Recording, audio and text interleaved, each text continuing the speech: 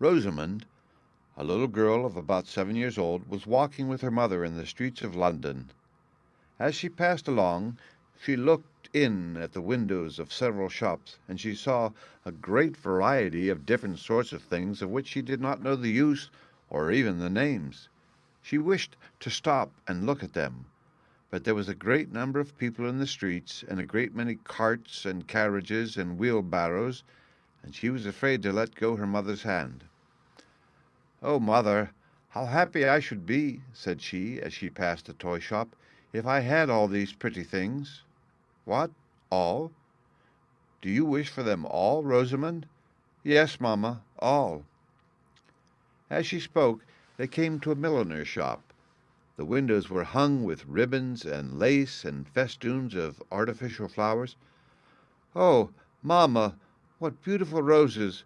Won't you buy some of them?" "No, my dear." "Why?" "Because I don't want them, my dear." They went a little farther, and they came to another shop which caught Rosamond's eye. It was a jeweller's shop, and there were a great many pretty baubles ranged in drawers behind glass. "Mamma, you'll buy some of these?" "Which of them, Rosamond?" "Which? I don't know which, but any of them, for they are all pretty." "Yes, they are all pretty, but of what use would they be to me?" "Use? Oh, I'm sure you could find some use or other, if you would only buy them first." "But I would rather find out the use first." Rosamond was very sorry that her mother wanted nothing. Presently, however, they came to a shop which appeared to her far more beautiful than the rest. It was a chemist's shop, but she did not know that. "Oh, mother! Oh!" cried she, pulling her mother's hand. "Look, look! Blue, green, red, yellow, and purple! Oh, mamma, what beautiful things! Won't you buy some of these?" Still her mother answered as before. "What use would they be to me, Rosamond?" "You might put flowers in them, mamma, and they would look so pretty on the chimney-piece. I wish I had one of them." "You have a flower vase," said her mother, "and that is not for flowers." "But I could use it for a flower vase, mamma, you know." "Perhaps if you were to see it nearer, if you were to examine it, you might be disappointed." "No, indeed, I'm sure I should not. I should like it exceedingly." Rosamond kept her head turned to look at the purple vase till she could see it no longer. "Then, mother," said she after a pause, "perhaps you have no money?" "Yes, I have." "Dear me, if I had money I would buy roses and boxes and purple-flowered pots and everything." Rosamond was obliged to pause in the midst of her speech. "Oh, mamma, would you stop a minute for me? I have got a stone in my shoe. It hurts me very much." "How comes there to be a stone in your shoe?" "Because of this great hole, mamma. It comes in there. My shoes are quite worn out. I wish you'd be so very good as to give me another pair." "Nay, Rosamond, but I have not money enough to buy shoes and flower-pots and boxes and everything." Rosamond thought that was a great pity, but now her foot, which had been hurt by the stone, began to give her so much pain that she was obliged to hop every other step, and she could think of nothing else. They came to a shoemaker's shop soon afterwards. "There, there, mamma, there are shoes. There are little shoes that would just fit me, and you know shoes would be really of use to me." "Yes, so they would, Rosamond. Come in." She followed her mother into the shop. Mr. Sole, the shoemaker, had a great many customers, and his shop was full, so they were obliged to wait. "Well, Rosamond," said her mother, "you don't think this shop so pretty as the rest?" "No, not nearly. It's black and dark, and there are nothing but shoes all around, and besides there's a very disagreeable smell." "That smell is the smell of new leather." "Is it?" "Oh," said Rosamond, looking around. "There is a pair of little shoes. They'll just fit me, I'm sure." "Perhaps they might, but you cannot be sure till you have tried them on, any more than you can be quite sure that you should like the purple vase exceedingly till you have examined it more attentively. Why, I don't know about the shoes, certainly, till I've tried, but, mamma, I'm quite sure I should like the flower-pot. Well, which would you rather have, that jar or a pair of shoes?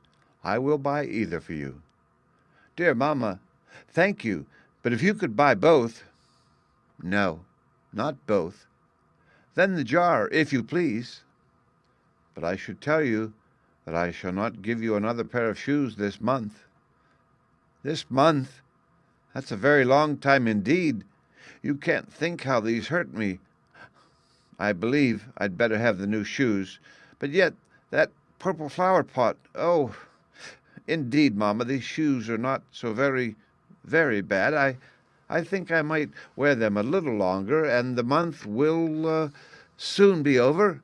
I think I can make them last to the end of the month, can't I? Don't you think so, mamma? Nay, my dear, I want you to think for yourself.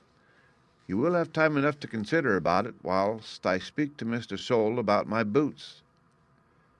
Mr. Sole was by this time at leisure, and whilst her mother was speaking to him, Rosamond stood in profound meditation, with one shoe on and the other in her hand. Well, my dear, have you decided? Mamma, yes, I believe. If you please, I should like the flower-pot. That is, if you won't think me very silly, mamma.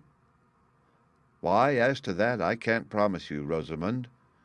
But when you are to judge for yourself, you should choose what will make you the happiest, and then it would not signify who thought you silly.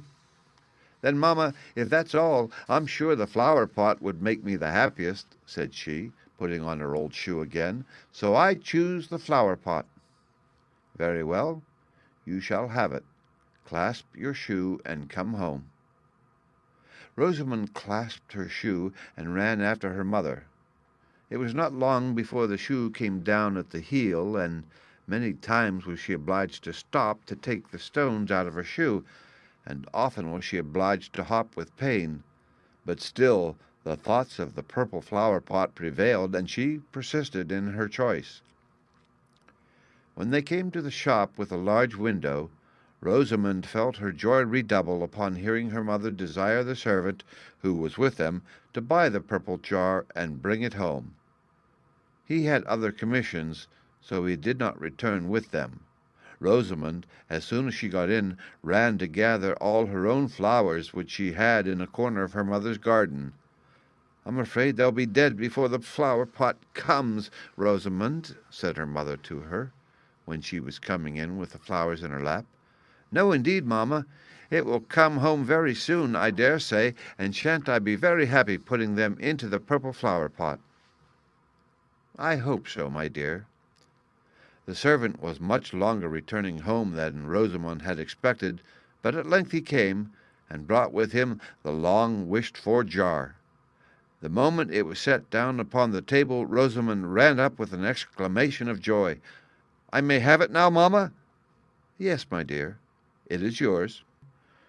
Rosamond poured the flowers from her lap upon the carpet and seized the purple flower-pot.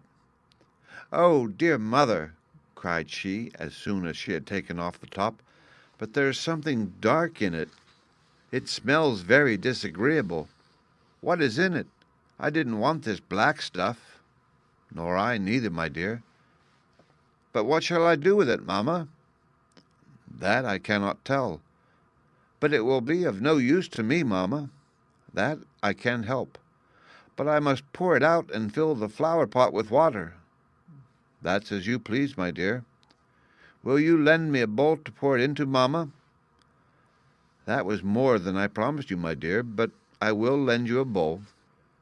The bowl was produced, and Rosamond proceeded to empty the purple vase. But what was her surprise and disappointment, when it was entirely empty, to find that it was no longer a purple vase. It was a plain, white glass jar, which had appeared to have that beautiful color merely from the liquor with which it had been filled. Little Rosamond burst into tears. "Why should you cry, my dear?" said her mother. "It will be of as much use to you now as ever for a flower vase. But it won't look so pretty on the chimney-piece. I am sure if I had known that it was not really purple, I should not have wished to have it so much." "But didn't I tell you that you had not examined it, and that perhaps you would be disappointed?" "And so I am disappointed. Indeed, I wish I had believed you beforehand. Now I had much rather have the shoes, for I shall not be able to walk all this month. Even walking home that little way hurt me exceedingly. Mamma, I'll give you the flower pot back again, and that purple stuff and all, if you'll only give me the shoes." "No, Rosamond, you must abide by your own choice, and now the best thing you can possibly do is to bear your disappointment with good humor." "I will bear it as well as I can," said Rosamond, wiping her eyes, and she began slowly and sorrowfully to fill the vase with flowers.